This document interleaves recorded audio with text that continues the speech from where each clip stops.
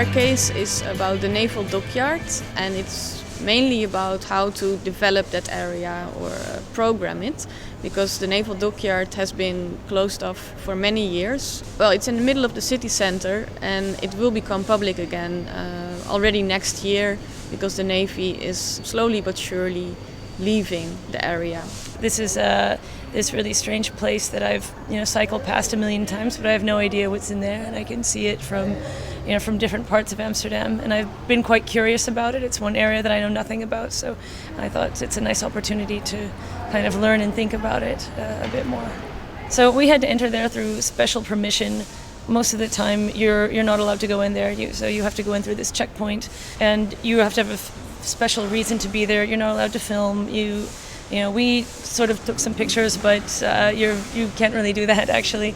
So it's been quite a secret place in the lifetime of most Amsterdammers.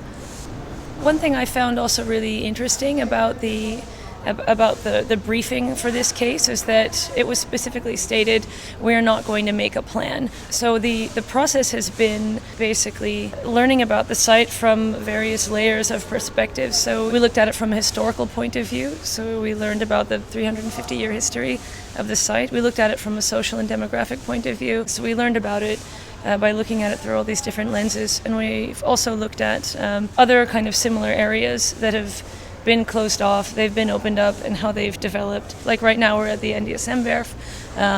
We're sitting in the Kunststad that opened up in 2007, 2008, so that different artists could make their studios, and it's still here. So it's basically gaining a lot of inspiration of how you can look at the site, what you can do with it. It used to be like a really nice skate. We decided to go here because it has some similarities to the naval dockyard and to the area that we are researching.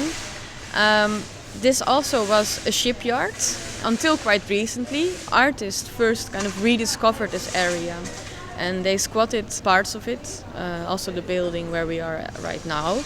And later the city, together with the artists, redeveloped the area. So it became a kind of cultural hotspot where people have studios, where there are cultural events. And I think this mix could be an example for the future development of the naval dockyards. I'm a foreigner, but I've been living in this city for 7 years, and it's always very good to look at how other people are seeing the city for sometimes the first time. It's always good to look at spaces that you sort of have come to ignore, that people are kind of noticing things about. So I think that's been quite helpful. It's also helpful to step out of my normal work and normal way of just you get a project, you do it, and you don't get to think about it that much. Just to be able to spend 2 weeks thinking about a site, that's quite refreshing to be able to do this.